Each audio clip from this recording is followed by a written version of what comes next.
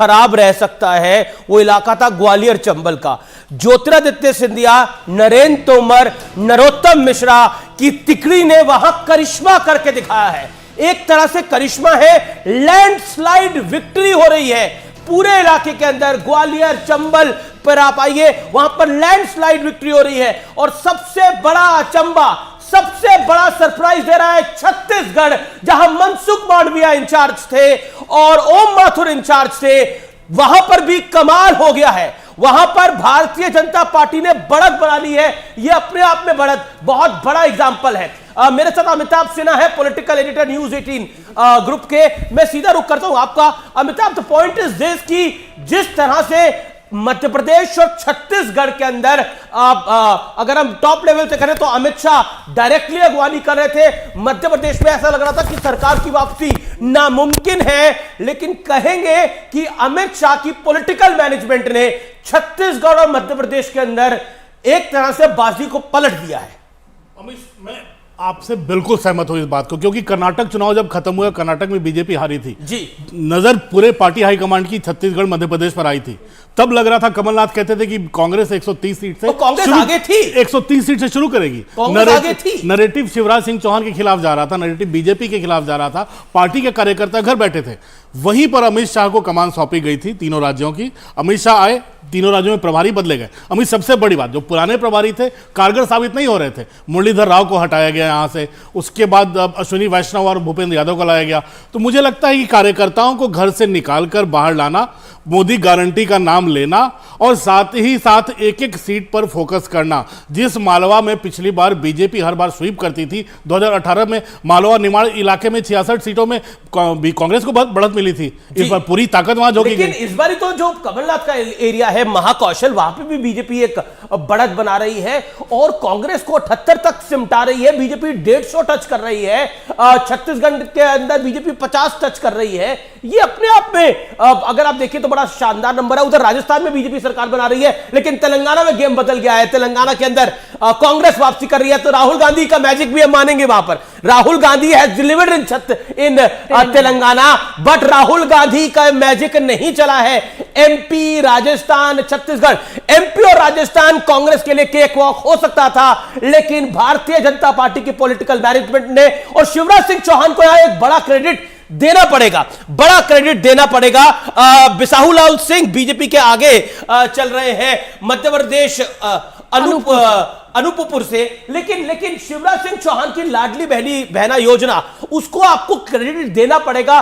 उसने जो vote swing को बदला है वो बीजेपी के लिए एक प्लस फैक्टर। शिवराज सिंह चौहान आ गए, शिवराज सिंह चौहान आगे हैं, कैलाश विजयवर्गीय आगे हैं, नरोत्तम मिश्रा दतिया से आगे चल रहे हैं। तो ये सब जो बड़े दिग्गज हैं वो तो अपनी सीट बचाएंगे ही, और वो उनको तो बाकी एरिया भी चिता रहे थे। लेकिन जो इंपॉर्टेंट पॉइंट है, कांग्रेस के कई दिग्गज हार रहे हैं। बिल्कुल, राहुल के कई बड़े नेता मध्य प्रदेश में हार रहे हैं। ये एक बहुत बड़ा साइन है। नरेंद्र सिंह तोमर केंद्रीय मंत्री को एक बड़ा रिस्क लिया भारतीय जनता पार्टी ने। नरेंद्र सिंह तोमर जैसे कद्दावर नेता को चुनाव लड़वाया और ना ही इन्होंने अपनी सीट डिलीवर कर रहे हैं, लेकिन एरिया पूरा जीत रहे हैं। पॉइंट यह है, क्या बीजेपी की पॉलिटिकल मैनेजमेंट कांग्रेस से बहुत ज्यादा आगे थी, इस पर बात होगी। लेकिन मैं आपको गारंटी दे रहा हूं, अगले 3 दिन में कांग्रेस में बहुत कुछ होगा इन दोनों राज्यों के अंदर, अगर ये जो रुझान है ये नतीजों में बदलते हैं। क्योंकि छत्तीसगढ़ में क्लोज लड़ाई है, इससे कोई इंकार नहीं कर सकता। भूपेश बघेल एक पॉपुलर सीएम थे, लेकिन कांग्रेस में सिर्फ अटौवल ऐसा लग रहा था। मैंने उस चुनाव को कवर करा है, भूपेश बघेल अकेले कांग्रेस से लड़ रहे हैं। पूरी कांग्रेस एक तरफ थी, भूपेश बघेल अकेला व्यक्ति चुनाव लड़ रहा है। और ये जो 41 सीटें आ रही हैं, ये जो 45 भी अगर पहुंचेगी तो उसका क्रेडिट अगर जाता है तो भूपेश बघेल को जाता है, क्योंकि सेंट्रल लीडरशिप से भी भूपेश बघेल को उस तरह का सपोर्ट नहीं मिल रहा था। अमिताभ, एक सवाल मैं अपना आपके पास आता हूं। एक पॉइंट जो कि बहुत इंपॉर्टेंट है, भूपेश बघेल लोन फाइटर थे ऐसा लग रहा था छत्तीसगढ़ के अंदर, और मध्य प्रदेश में कमलनाथ लड़ाई लड़ रहे थे, लेकिन वही टॉप लीडरशिप का कंफ्यूजन, सपोर्ट मिसिंग था। सीधी सी बात है, भूपेश बघेल 5 साल से रहे, उन्होंने एक बहुत बड़ी चुनौती जो 2.5 साल में सीएमशिप छोड़नी है उसको भी दिया। तो मुझे लगता है कि जो नंबर 2 तब के थे उनको डिप्टी सीएम बना भी दिया, लेकिन उसका लगता है बहुत बेमन से असर पड़ा। क्योंकि उन्हें यह लग रहा हो अगर चुनाव पार्टी जीतती है तो वापस भूपेश बघेल ही बनेंगे, तो हो सकता है जो डिप्टी सीएम बने हो उनका उत्साह कमा हो। दूसरा, भूपेश बघेल ने एक काबिले तारीफ काम किया था कि पूरे नैरेटिव पे कब्जा किया हुआ था। जो नैरेटिव जिले से भी आ रहा था, जो नैरेटिव ट्राइबल इलाकों से आ रहा था, और बीजेपी से घोषणा करने में एक कदम पीछे नहीं रह रहे थे। बीजेपी ने कहा हम 12,000 देंगे, उन्होंने शाम को कहा हम 15,000 देंगे महिलाओं को। तो मुझे लगता है कि उनकी काट ढूंढ कर, नए चेहरे को उतार कर 55 नए चेहरे, अमीश बहुत बड़ा संदेश देते हैं 55 नए चेहरे, अगर क्योंकि उनके खिलाफ एंटी इनकम्बेंसी नहीं होती। और युवाओं में रोष था रोजगार को लेकर, दूसरी बात किसानों में रोष था, तो कई ऐसी चीजें थी, ट्राइबल इलाकों में रोष था।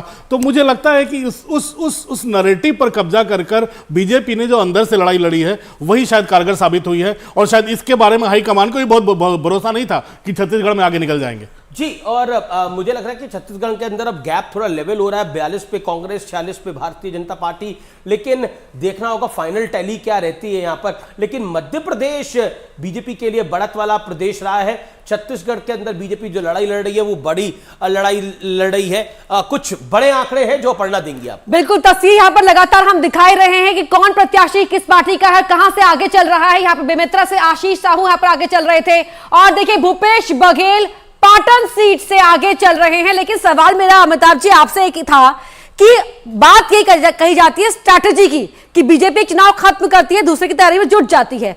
छत्तीसगढ़ में जिस तरह से पूरा उलटफेर हुआ है, हालांकि इंतजार करना होगा रिजल्ट का, लेकिन तारीफ करनी होगी उस कैडर की भी जो पार्टी डिसाइड करती है उस पर काम करने निकल पड़ता है।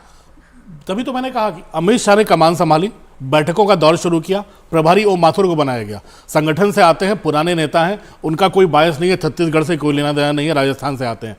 ओम माथुर को वहां बिठाया गया।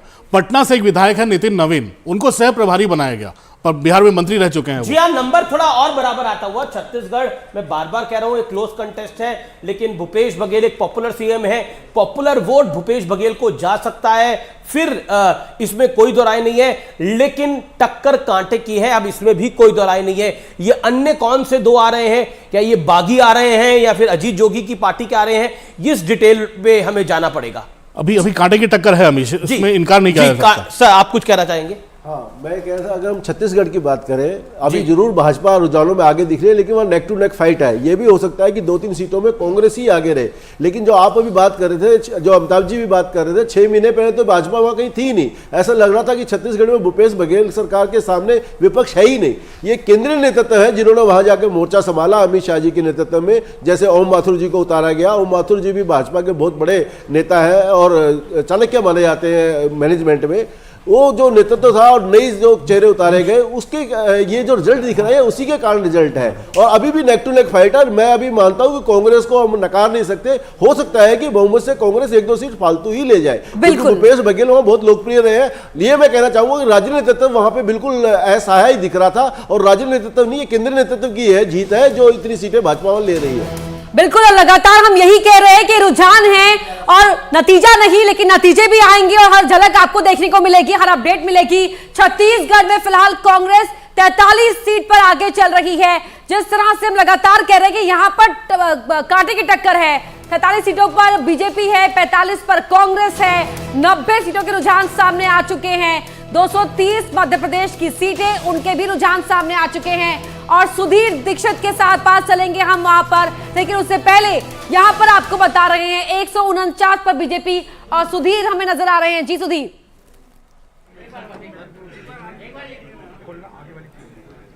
देखिए, बिल्कुल इस वक्त हम मध्य प्रदेश भाजपा के वॉर रूम में मौजूद है और यहाँ पर आप देख सकते हैं कि किस तरह का माहौल है। बीजेपी के सारे नेता जो रुझान मिल रहे हैं, जो बढ़त हासिल हो रही है, उसको देखकर आप देख रहे हैं कि ये खुशी मनाते नजर आ रहे हैं। एग्जिट पोल में जो आंकड़े बताए गए थे, उन आंकड़ों के हिसाब से